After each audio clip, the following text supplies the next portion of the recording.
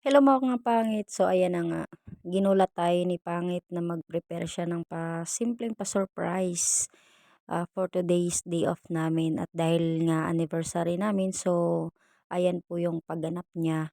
Hinanda niya yung tent, pagkatapos nag-prepare po siya ng mga table-table namin. Yung mga table po na kinukuha namin is mga lagayan lang po yan ng mga soft drinks or mga ano dun sa may marketplace. So bilang isang OFW para-paraan po para makatambay tayo dito sa tabi. So ayan na nga po, hinanda niya na po yung number 5 kasi 5 years anniversary na po namin. At diyan inis na inis siya kasi hindi niya mahipan kasi butas pala.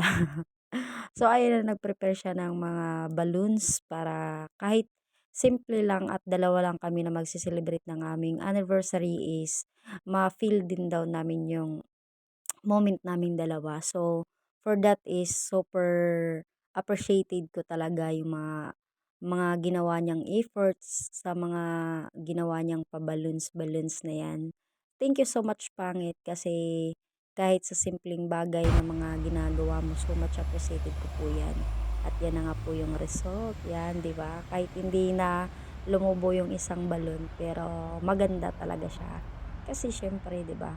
Minsan wag po nating tignan yung mga bagay na expensive para sa mata. Dapat makita natin yung effort ng taong mahal natin para makita natin yung totoong halaga at kung bakit natin sineselebrate yung sinasabing anniversary. Char! So, ayun na nga.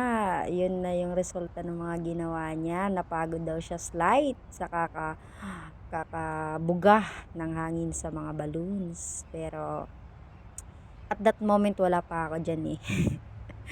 Nasa biyahe pa ako niyan actually. Kaya pala hindi siya nagre-reply sa akin kasi ayun pa yung mga pinaggagawa niya. So, yan. Gandang-ganda naman siya.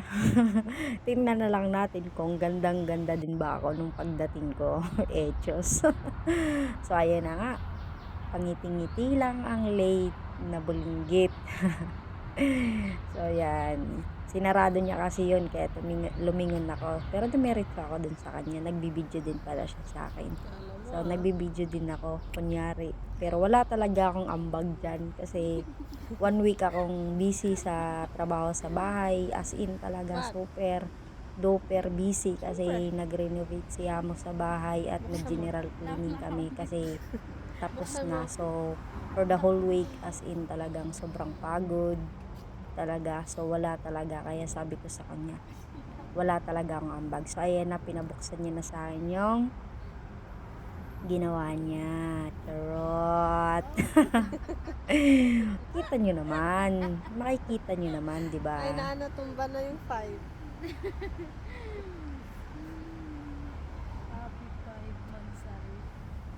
Happy 5 months, Aray. Anniversary man, oy. You're a sweet tender lover. We are so much in love. I'm not afraid when you're far away. Just give me a smile in your heart. You brighten my day, showing me my direction. You're coming to me and giving me inspiration. How can Sana I all. ask for more from you, my dear? Maybe just a smile in your Thank you guys sa lahat ng mga nanonood at sumusuporta sa mga video natin. At kung nagustuhan niyo ang aming mga video, please like and share guys para sa mga susunod pa nating video. Thank you. God bless.